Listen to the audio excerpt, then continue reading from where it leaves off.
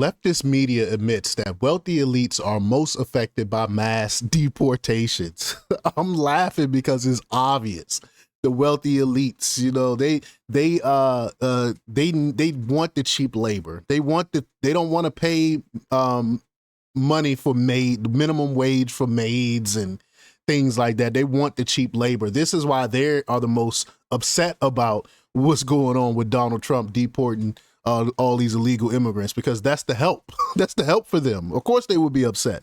So we're going to talk a little bit about it. But before we get started, go ahead and hit that like button. Share this out so we can get this information out there. Subscribe if you're not already a subscriber, and hit that alarm bell so you know when I'm putting out new stuff. Also, check out my link tree in the description. There's a link to my Patreon. That's where I talk about things that I can't talk about here. There's also a link to my Instagram and my X account, so follow me there as well. All right, so let's get into this news. Now, this comes from Zero Hedge, and they report that it's a rare occasion when a far-left media source actually admits that the right wing is correct about anything. Facts. Though when it comes to most issues, the political left is often wrong. And when they do finally admit, it is usually attached to a piece of propaganda arguing that conservatives are also still wrong, even though they were right. This frustrating lack of humility among progressives has become a part of their mythos. It's almost expected that leftists always double down on their ignorance. The trait is not as charming as they seem to think it is, but the rest of the world has learned to navigate around it and still get things done. We ignore it now most of the time, or we shine a light on the idiocracy of it. One area where progressives have been absolutely spurious in their arguments is the mass deportation issue, which again, majority of Americans agree with. Either they lie about the need for mass immigration, or they lie about the supposedly negative effects of sending illegals back home. And it's funny, it's the same arguments they made when the Democrats made when they want to keep slavery. It's the same arguments. Who's going to pick the cotton? Who's going to work? Who's going to work the fields? Who's going to serve master? That's the same arguments they making today. The ongoing narrative among Democrat politicians is that mass immigration is necessary to reinforce the U.S. economy.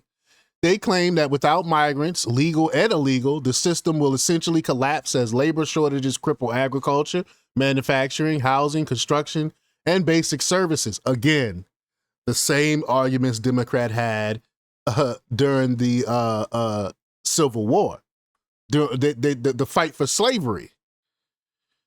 Keep in mind that millions of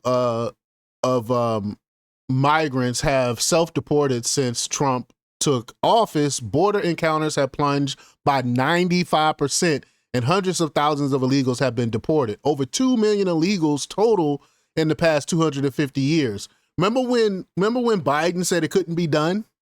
Remember when he said it couldn't be done? He needed Congress to get it done. Remember when Biden said that?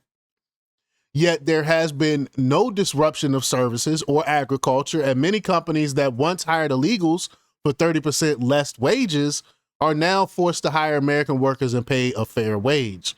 The claims of a national economic breakdown without migrants is proving more and more incorrect with every passing month. So where are the negative effects of deportation? Are there any?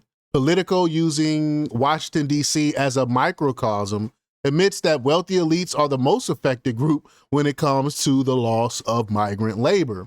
As conservatives have been pointing out for decades, the only beneficiaries of mass immigration are rich coastal Democrats hiring illegals on the cheap, as well as corporations unwilling to pay American employees a normal wage, as Politico notes. Surprising, quote, "It's a long-standing MAGA critique of mass immigration, the idea that the status quo amounts to a lifestyle subsidy for the class of Americans who frequent upscale eateries, get their kitchens renovated, and hire nannies, landscapers, or cleaning ladies. And for better or for worse, a month of unprecedented immigration enforcement in Washington seems to be bearing out that critique.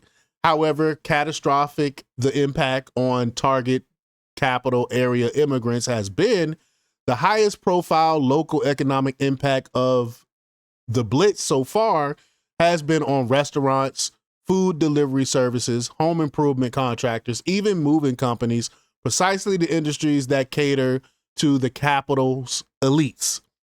That's a consumer base unlikely to garner much political sympathy in the broader country. Facts. That's what we've been saying all along. and this is why when we say nine on these 80-20 issues, the Democrats are on the 80. This is actually a 90-10% issue, I believe, when it comes to open borders and illegal immigration and stuff. Only the elites want this. Only big corporations want this. And this is proof of that. Even Politico is admitting that fact. The outlet, of course, still tries to qualify the leftist assertions that one day soon, just you wait, the U.S. economy will be hobbled by a lack of labor. Most of these claims are based on limited examples backed by zero evidence. That said, if U.S. labor markets did suffer a shortage in one sector or another after hiring all the Americans they can find, then it's a simple matter of allowing just enough legal foreign labor in to get that work done. That's why we allow legal immigration, right? There is no justification whatsoever for open borders and unchecked caravans of migrants from the third world. This kind of immigration is rooted in political and social sabotage and has nothing to do with saving the American economy. In truth, mass immigration is a method of wealth redistribution, often promoted by the Marxist left. It is designed to destroy the economy by making everyone equally poor. That's what they want. They want us as poor as third world countries. It should be noted that wages in the U.S. are currently rising faster than inflation since Trump took office, and it's likely that deportations are the contributing factor. Democrats also argue that GDP would plunge as migrants exit the workforce. What they didn't mention is that around 60% of illegal immigrants sign up for one or more government welfare subsidies once they enter the country. Many of these subsidies are directly or indirectly counted in GDP calculations, meaning the more of your tax dollars the government spends, the higher GDP goes. The more migrants a nation takes in, the more welfare they absorb and the healthier GDP appears.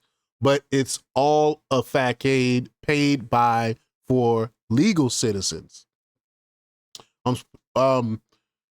The illegal immigration issue is a major loss for Democrats and the leftist media, so much so that they are begrudgingly forced to admit that maybe conservatives were right all along. So far, the only Americans being inconvenienced by deportations are the wealthy 1% and companies that were breaking the law with their hiring practices. Sounds like a good trade. Amen.